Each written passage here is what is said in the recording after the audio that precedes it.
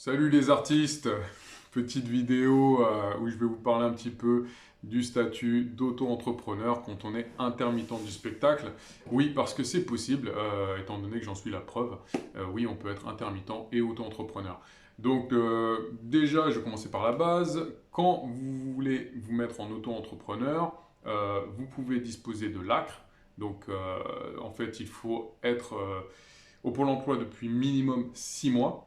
À ce moment-là, vous demandez un papier au Pôle emploi qui s'appelle l'ACRE, qui vous permet en fait d'avoir moins de charges quand vous commencez votre activité d'auto-entrepreneur.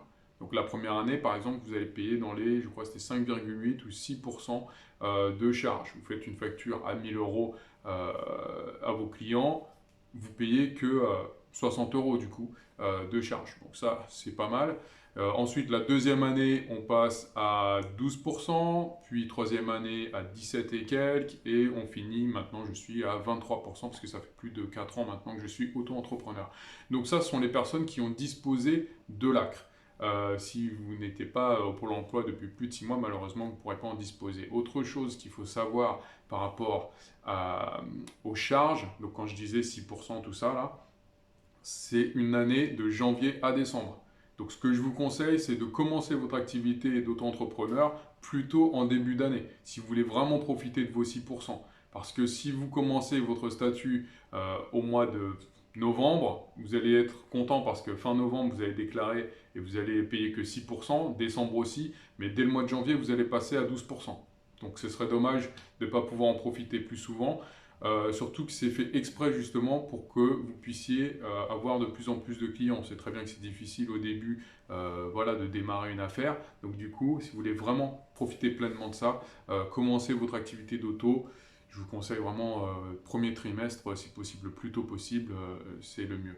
Vous faites une année complète à 6% de charge, c'est très très bien.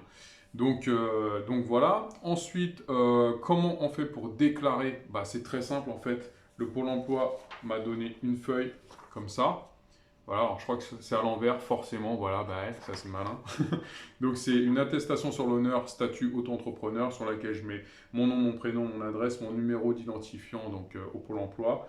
Et ensuite, voilà, il y a écrit activité commerciale, service ou libéral. Donc moi, c'est du service que je fais. Et ensuite, la déclaration du chiffre d'affaires et tout ça, en fonction du mois et tout ça. Donc le truc, c'est que donc c'est vraiment chaque mois. Donc à la fin de chaque mois, vous devez transmettre ce papier-là, vous le remplissez, vous dites si vous avez gagné de l'argent ou pas.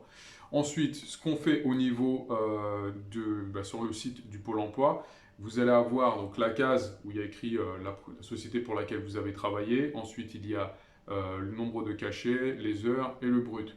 Moi, ce que je fais en fait, c'est que j'écris auto-entrepreneur, donc dans la case entreprise. Ensuite, le nombre d'heures, bah, c'est très simple, c'est en fonction de mon brut. Donc si j'ai un brut à 1000 euros, je mets 100 heures. Voilà, en fait, il faut diviser par 10 parce qu'il compte que 1 heure, c'est 10 euros par rapport au fait qu'il se base sur le SMIC qui est à peu près dans les 10 euros. En gros, c'est ce que je mets, ça se passe très bien. Le nombre de cachets, il n'y a pas de cachet forcément. Par contre, est-ce que ça nous permet de cumuler des heures? Non, pas du tout, c'est vraiment à part. Donc admettons par exemple que vous touchez 2000 euros d'intermittence, tant mieux pour vous, et que vous avez fait une facture à 1000 euros. Donc en fait, vous la déclarez, et eux ce qu'ils vont faire, c'est que si vous n'avez par exemple fait que ça du mois, donc logiquement, il vous manque 1000 balles. Donc ce qu'ils vont faire, c'est qu'ils vont vous donner ces 1000 balles. Voilà, en gros c'est ça. En gros c'est ça. Ils complètent. Donc vous allez toujours toucher le minimum de ce que vous touchez d'habitude. Voilà. Donc voilà. Alors là où c'est intéressant, c'est qu'il y a des moments où on peut faire des missions où on gagne plus d'argent en auto-entrepreneur. Voilà, vous pouvez faire, je ne sais pas, en fonction de ce que vous faites, peut-être que vous faites 3000, 4000 euros dans le mois, et là vous toucherez plus en fait que ce que vous touchez en intermittent sans bosser. Donc du coup, vous touchez rien du tout. Voilà, tout simplement.